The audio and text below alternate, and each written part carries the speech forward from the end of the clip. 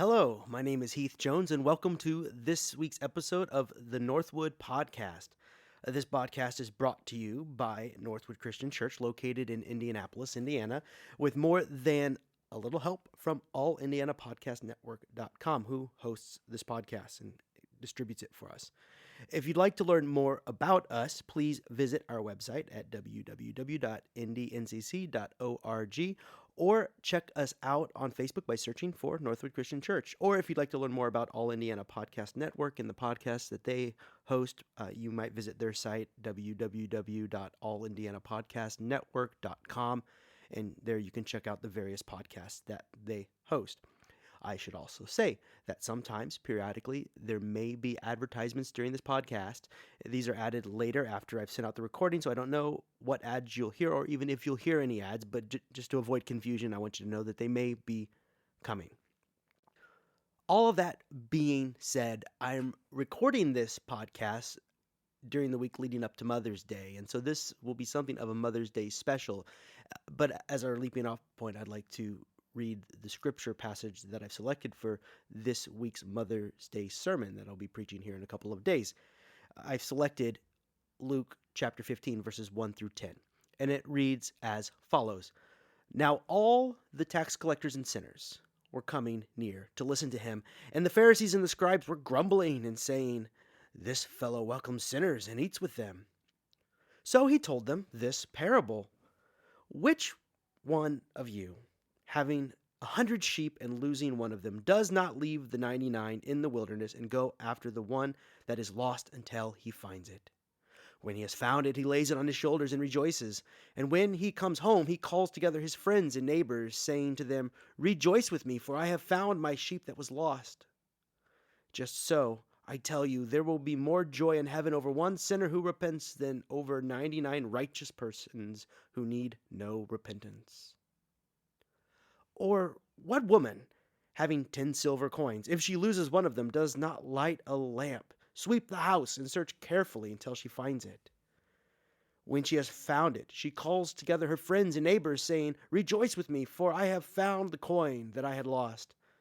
Just so, I tell you, there is joy in the presence of the angels of God over one sinner who repents. So here we have two parables, each making the same point about God. And it's this: God's grace is endless. And there is no amount of effort that God will not expend in pursuit of us. And I could just stop there. But as I said, this week we will be celebrating Mother's Day. And it's on that date that we celebrate the love our mothers have lavished on us. The moments when our mothers went the extra mile times 10 or times 1,000 in pursuit of our well-being, our contentment, and our happiness. Today I want to make this point. When our mothers have shown us love, they have taught us about the love of God. Now, these two parables are meant to teach us about the love of God. They are excellent parables, and that the meaning they carry on their face is truly the main point. You don't have to scratch very deep to get the point. They come immediately after some of the religious leaders of the day complained about the sort of company that Jesus kept.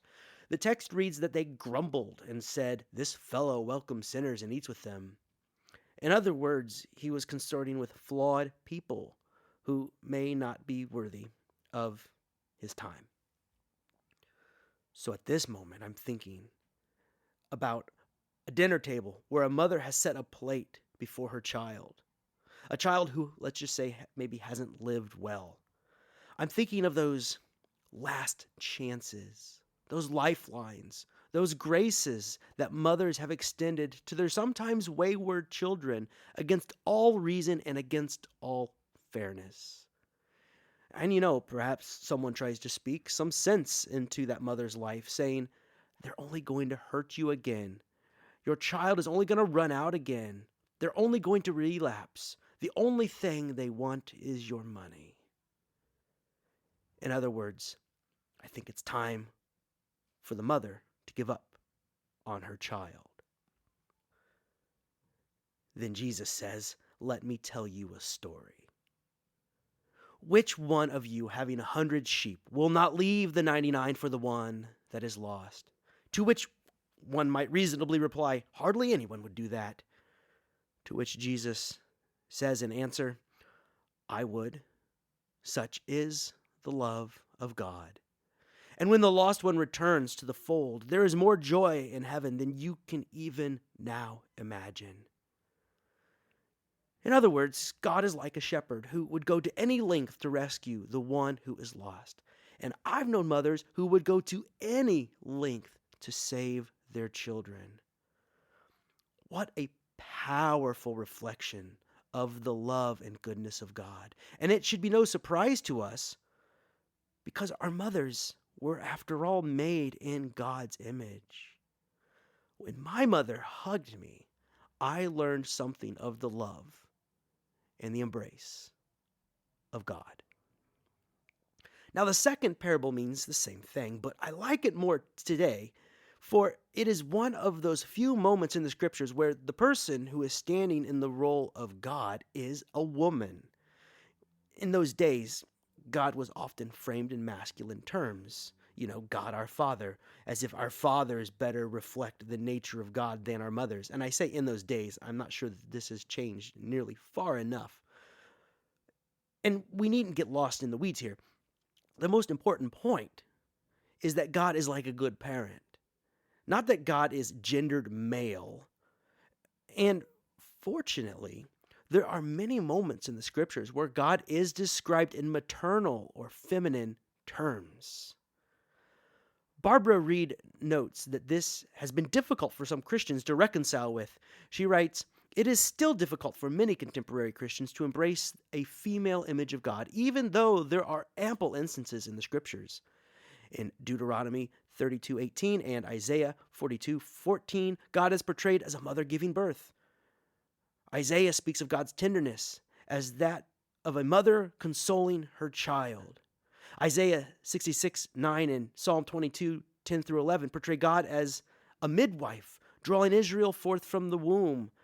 The psalmist talks of God's care for humans like that of a mother eagle for her brood. Psalm 91, verse 4. Jesus uses the same image in Luke 13:34 to express his care for Jerusalem. He also tells a parable about a woman mixing dough in Luke chapter 13 to speak of God's activity in the realm of God. Barbara Reed concludes this quote by writing, by entering into the figurative world of the parable of the woman searching for the lost coin, we can invite both female and male believers to expand their repertoire of God images and more fully apprehend the divine mystery. The woman seeking the lost coin is a metaphor that is equally apt for speaking of God as is shepherd or father. It's an equally apt metaphor for speaking of God as shepherd or father. Now, that was a longish quote, and I emphasized that last line on purpose. And I thought it was important to read that quote in full to make the point that our scriptures include multiple instances where God's ways in nature are described using feminine language and metaphors. But many have struggled with this reality, finding it at best unsettling or at worst unacceptable. And on the week leading up to Mother's Day, I say that this is really too bad. When we do not see God reflected in our mothers, we cut ourselves off from a powerful example of God's active love for us. So when we come across this parable told by Jesus where God is described as a poor woman looking for her lost coin, I want to jump at the opportunity to see the parallels between this woman and my own mother. In other words, the parallels between my own mother's love and the love of God. When my own mother seeks me out, strives for my health and well-being, selflessly gives of her time and energy on my behalf, she is actively teaching me about the love of God. And that's amazing. When a mother refuses to give up on her child when that child is not living well, she is simply living out in real time the love of God, the grace of God, the patience of God. when a mother's friends grumble about her naivety and regards her children, saying things like, "Your son will never turn around, it's time to cut the cord," or to frame it in the world of today's text, why do you continue to welcome that sinner and eat with them? Your child he may be, but at some point, you gotta know a lost soul when you see one. To which the mother says, "Let me tell you a story about lost souls. There was once a woman who lost a coin. It was just a coin, but it was her coin. Only she knew its true worth. So she turned over her whole house. She pulled out the big flashlight and scoured every nook and cranny for it. And her friends thought she was crazy, but again, she alone could see the coin's ineffable value." Now at this point, that mother turns to her friend and says, "And when I find it, when my child finally comes to his senses, will you celebrate with me? Will you stay with me in the pursuit of my child until they come home? And then will you join in the celebration?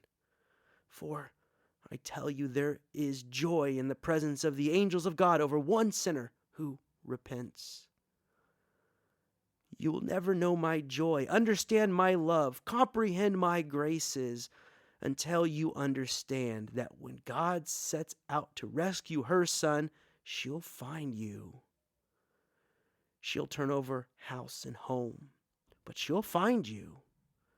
And when she does, you can hardly comprehend the joy, son, daughter of God." When our mothers loved us, they were merely reflecting the love of God. Our mothers were made in God's image, and by their love we catch a glimpse of the face of God. And I've seen it before when my mother tucked me in or cried over my poor decisions.